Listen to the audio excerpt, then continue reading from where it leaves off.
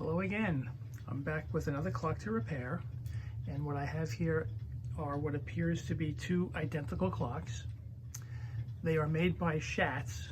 The full name of the company is Augustus Schatz & Son. I found them on eBay being sold for parts only at a very inexpensive price. And right off the bat, I noticed a couple of differences. The most obvious is that this clock is missing the dial, but it's present on this one. And my thought was that between the two clocks, I should have enough parts to get one working clock out of it. These are known as coach style clocks. Both were manufactured in 1955, and they have some interesting features that I'm going to show. They both have legs on the bottom that you can adjust, leveling devices to keep the clocks level. They also have levers on the side here that when raised up, it allows you to remove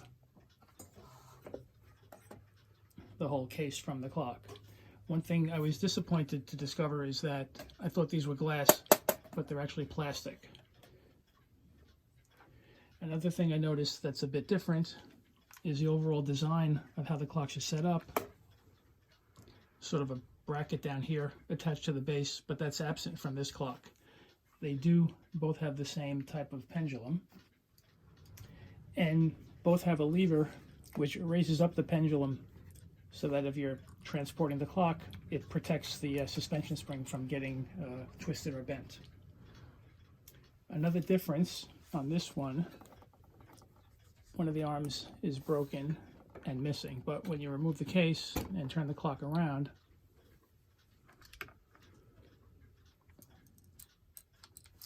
sort of a whole bracket here that's attaching the whole clock to the base, which is obviously absent from this one. What's unusual is there's this little dial here which has to be pushed to the side, and then a long key would fit into it in order to wind up the clock, which isn't necessary to do on this one.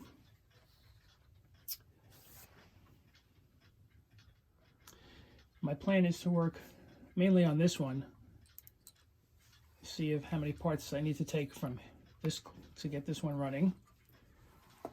I'll set this up on my work table and begin to figure out how I want to take it apart. But before I do that, I want to try the most obvious fix, which is to replace the suspension spring. Now, using my Horolover book, the 400-day clock repair guide, I was able to identify this clock by comparing it to the photos of the back plates. And specifically, this is also known as a coach clock, and the length of the suspension spring that goes with this one happens to be this one here. So I took a photo of this, photocopy, and made myself a template. And what I'm going to do next is remove the suspension spring and set up the top block, the fork, and the bottom block to match the length of this and attach it to a new spring. I can also mention that these are known as Schatz miniature clocks.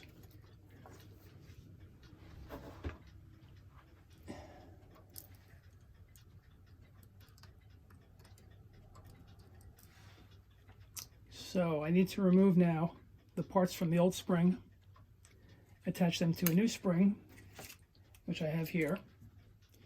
And once that's all set up, then I will continue. I've attached the parts to the new spring, and I'll try to show you how it looks. See if I can hold this steady. I lined everything up on the template that I made here, and I think it's really pretty close to where it needs to be.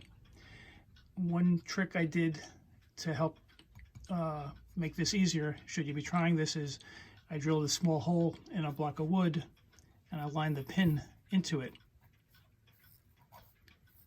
And that way, when you're positioning everything, as you're sliding parts up and down the spring, this stays put. Anyway, the next step is going to be attaching the spring to the to the clock and to the pendulum. That'll take a little bit of time, but once I have that set up, then I'll continue. I've attached the suspension spring onto the clock. One nice feature that this one has is there's a lever on the front that locks the pendulum, so you can safely move it around without risking any damage to the spring. Once I free it up, I'm just going to give this a turn, and then I'm going to watch to see if it runs at all, how long is it running for, and then try to work on getting it into beat. So I'll spend a few minutes checking this out, and then I'll continue once I know where I'm at. The pendulum only ran for about 15 minutes, but the clock hands only advanced a couple of minutes. And what I realized was happening is the anchor pin wasn't going far enough to the left and to the right to cause the escape wheel to engage into the next tooth, and I'll try to show you that.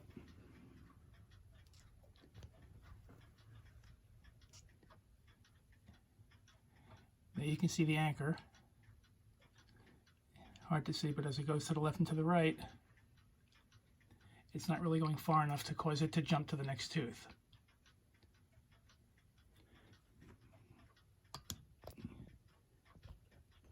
And there's a few ways for me to address that issue.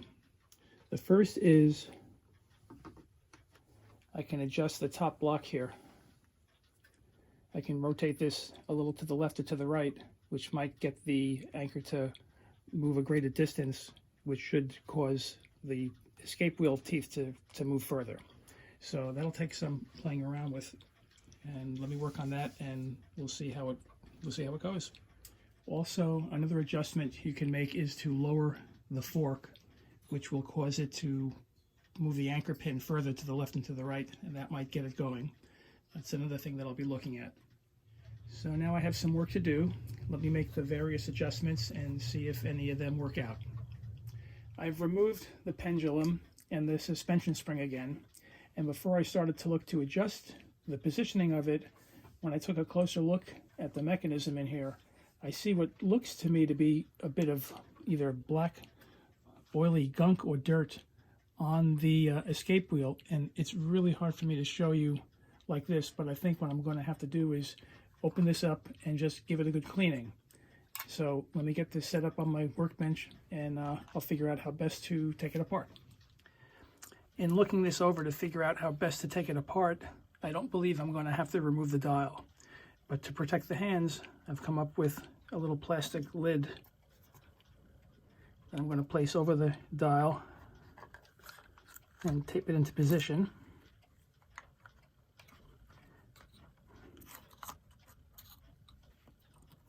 And that way, as I'm handling it or turning it upside down, I won't be damaging the hands. Next, I have to figure the best way to remove the whole mechanism from the base. And what I'm seeing is a couple of screws or lock nuts on the bottom here. And I think if I undo those, the whole thing should separate.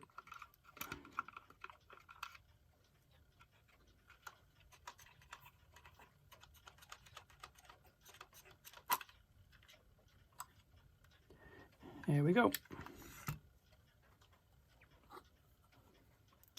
The next step will be to remove this back plate from the mechanism.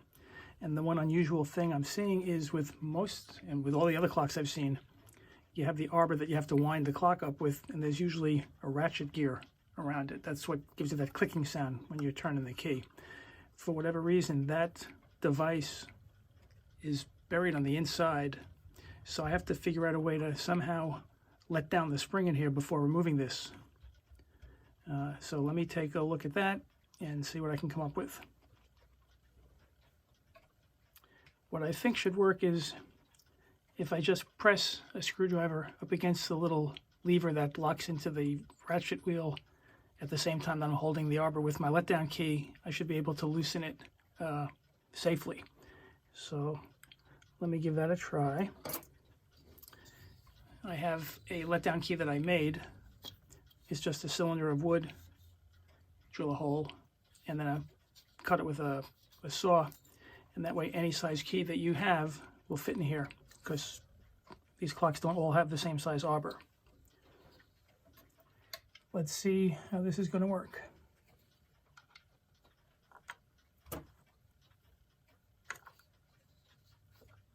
When you're doing it, you have to keep your fingers away from the handle on the key.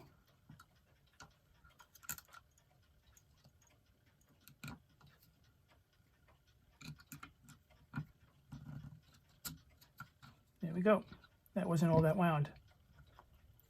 Okay, now it'll be safe to proceed and take the back plate off. It looks like it's held on with just these 4 screws. So let me start by removing them.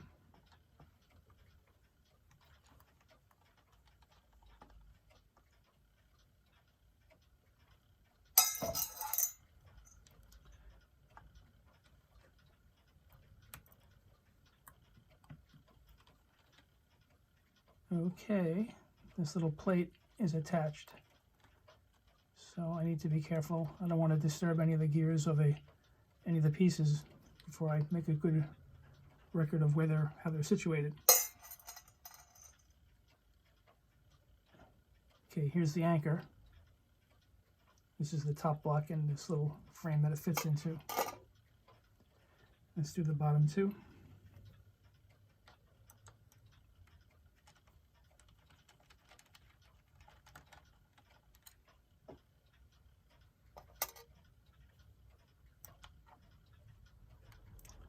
And there's a bottom plate here as well that comes off.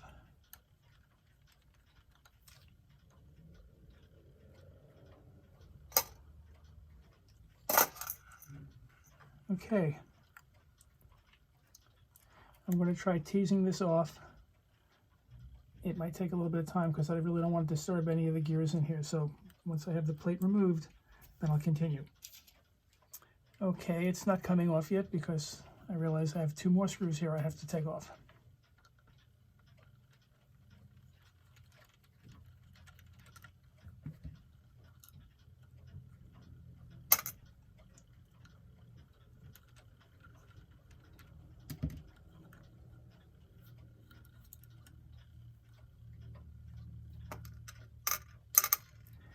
Now I'll try to get the plate off. It took a little bit of prying around the edges, but I think I have it. Let me try to lift it up.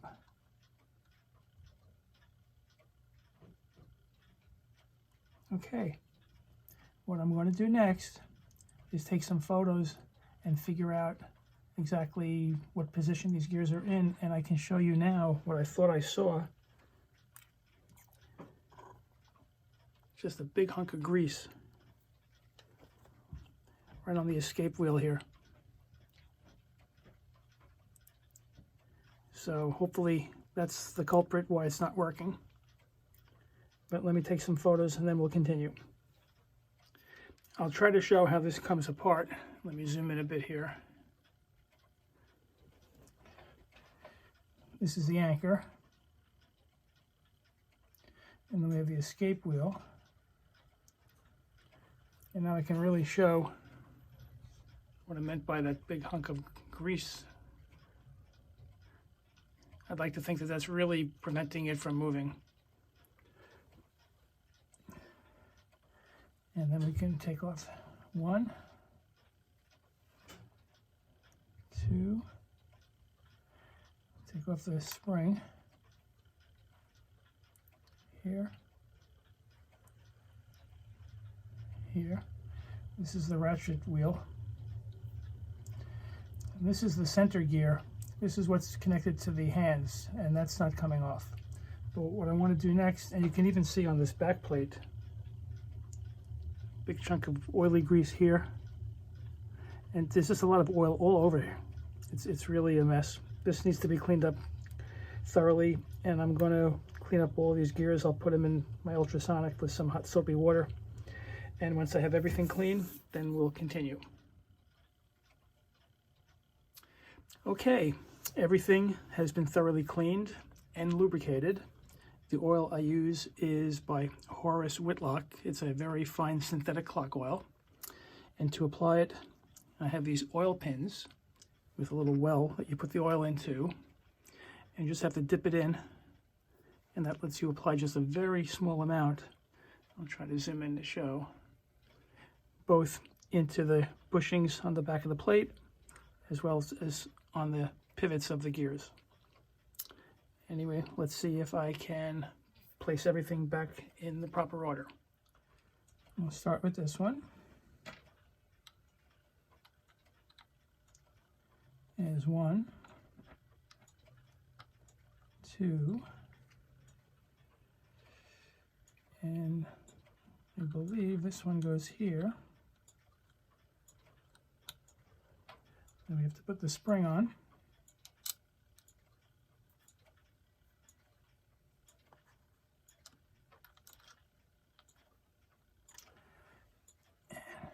And we have this one.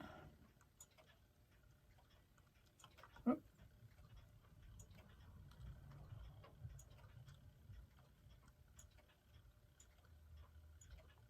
Come on, you bugger.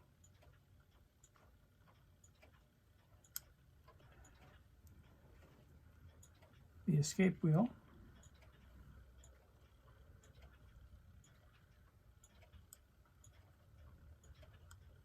And lastly, the anchor.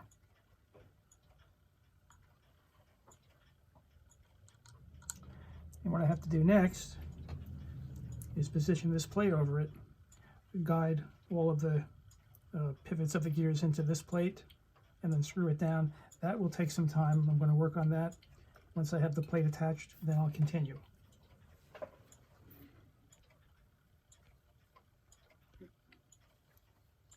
I was able to get the plate back on in the proper position. Everything is secured and tight. The next step will be to attach this back onto the base. Once I have that in position, I will move this to my other workbench, and it'll be the next step will be putting on the suspension spring and the pendulum. So let me work on all of that. The clock is back on the base. What I want to do now is remove the plastic cover that I was protecting the dial with.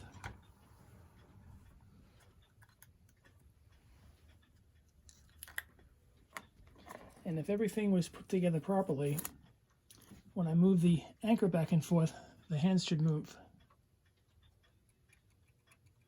And they are. That's what makes it go. So I'm going to proceed with reattaching my suspension spring and the pendulum, getting the clock level, and then we'll see if it runs. Okay, so what I've done is I've reattached the suspension spring and the pendulum, and what I'm going to do now is turn the clock around and give it a start, and we'll see if it runs. To start it, you just, from a dead stop, turn the pendulum 1 full turn and let it go. And normally I would give this several minutes to see if it's going to run. I'll come back and check on it, and hopefully it'll continue to run. And once it looks like it is running, the next step that you have to do is put the clock into beat. And if you haven't seen one of these before, or I've heard of that, I'll try to explain exactly what that means. As the pendulum rotates, it causes the anchor pin here to move back and forth, which causes the escape wheel to click one gear to the left, one to the right. And each time it clicks, you can hear that sound. And the way that you put a clock in beat is you wait for it to either listen to the sound, or you can visually look at the gear to see when it's clicking. And when you hear the click, what you do is you have to mark the location of the pendulum. For example, if it clicks right here, going to the right, and then going the other way, wherever it ends up clicking, you would do the same thing. Wait for it to come around again. So it's clicking here. Then after it clicks, you have to follow the pendulum to the point where it stops moving, and you have to mark that spot. For example, on this one it's clicking, and then it stopped there. The other way, it clicks, and it's stopping here. And what you want to end up having is the distance that it travels after the click has to be the same going to the right as going to the left. And if it's not, you have to adjust this saddle up here. It's a little screw that you can loosen and then turn it to the left or to the right. And what you do is, if it's going too far to the right, you turn it a little bit to the left and vice versa. Anyway, I'm going to give this some time to see how well it runs. And once I know where we're at, I'll continue. It's been running now for about a half hour or so, and it looks to me like it's going to continue to run. It's not in beat, and to adjust that can take quite a while. They actually make a tool that attaches to the saddle up here to let you make very subtle little adjustments, like 1 degree per turn. But if you have a kind of a delicate hand with it, you can do it manually. Once it is in beat, then you have to look to see, is it running too fast or too slow, and that can be corrected. And I have another pendulum over here I'll show you. But the way they work is, if it's running too fast, there's a dial here that you turn, and if you turn it clockwise, that slows it down, and if you turn it counterclockwise, that'll speed it up. And you need to play with it to adjust it so that it's keeping very accurate time. However, I'm going to deal with all of that later. What I want to work on next is trying to restore the case that it's going to go into. Let me show you what I have for that.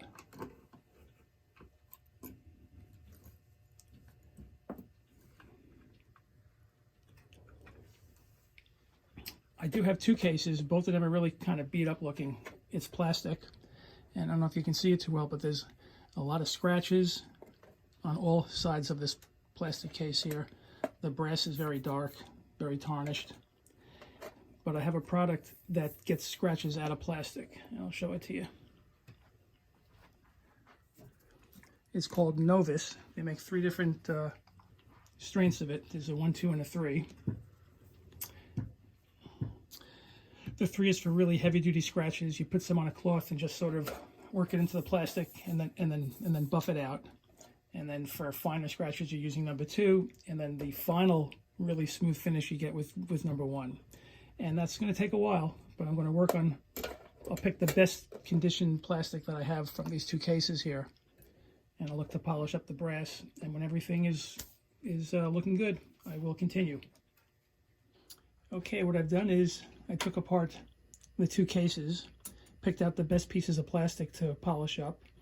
I also polished up the brass parts, and I'm very pleased with how well the plastic came out, and I'll try to show it.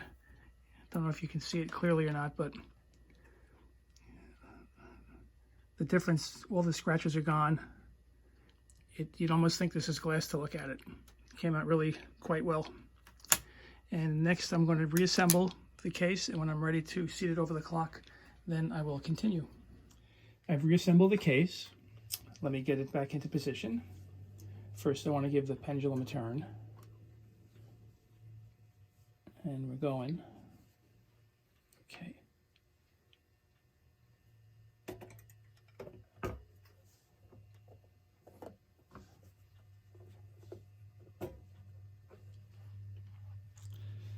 And there you have it, the Augustus Schatz & Son miniature coach clock from 1955. I hope you enjoyed the video, and please feel free to check out some of my others. And that's about it. Bye for now.